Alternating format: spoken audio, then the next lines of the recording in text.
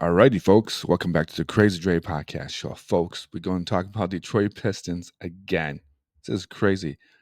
They're now 3-2 in the series. They went to New York. They beat New York Knicks on a 106-103 end of the result of the game. Uh, the mystery is Brunson. Jalen Brunson with 2 minutes, about 57 seconds left. Cade Cunningham goes into the hole, into the paint, scores a point.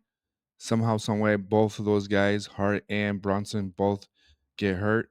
They leave the game and they never come back. Well, yeah, I don't think. Yeah, I think both of those guys never came back in the game. It looks like the New York Knicks head coach decided not to use his last timeout to put his main man on the court, which is amazes me because Detroit basically kept the ball through transition, defense, offense.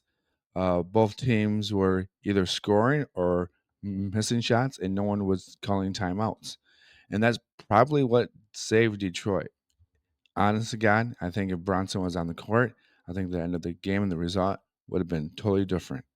But other than that, I think Detroit did an excellent job with um, managing their mindset, and by doing that, they didn't get over frustrated with Bronson's calls of flopping or miss foul shots or miss shots or miss opportunities or the referees making bad calls. I think they did an excellent job for that in itself. I think Detroit, again, you're going to be the team that no one's going to like, that no one has to respect. You have to earn your respect. I do think that in the beginning of the game, both teams were really sloppy, not making any shots, one and dones, a lot of dribble, dribble, dribble, pass the ball, and then just throw the ball up, and the other team gets the defense rebound.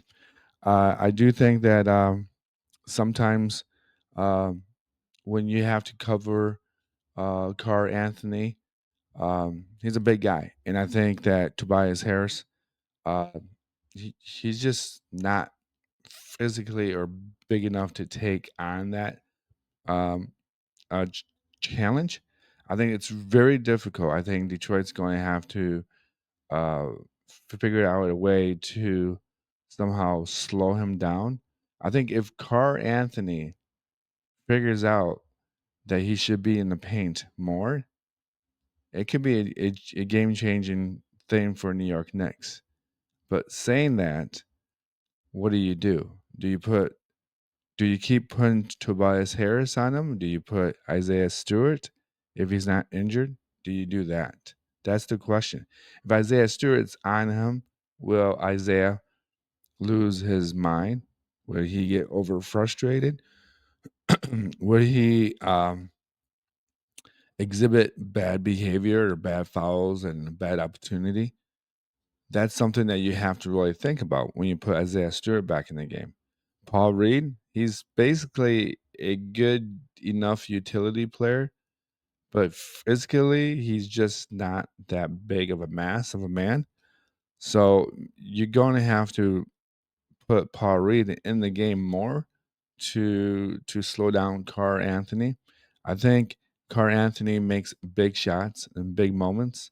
I think if Detroit can control the tempo of the game and not allow them or themselves not to lose conscience during transition off the defense, that's where Carl Anthony becomes the most dangerous player on the court, other than Bronson. But it's usually Carl Anthony after the transition fast breaks.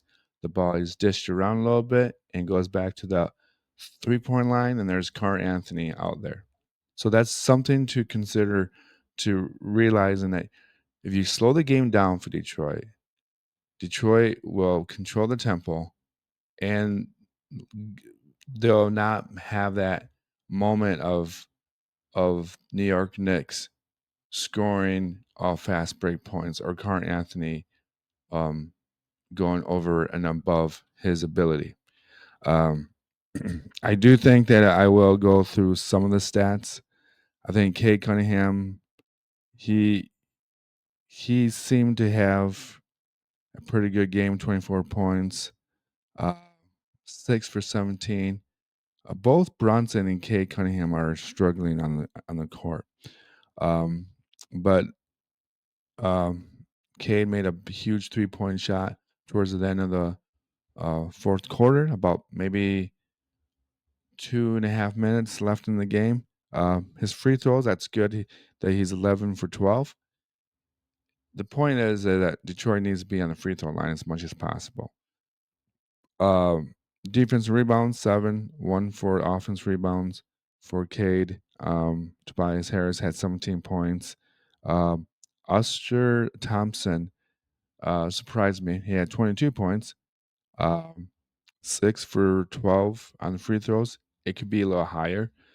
I think if he made 4 or 5 more, the score would be obviously a lot different.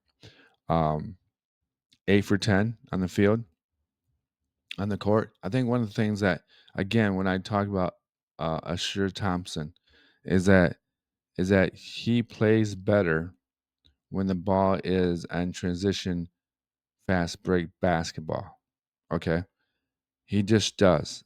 I think his defense comes in with the opportunity to become an in transition fast break basketball. One thing I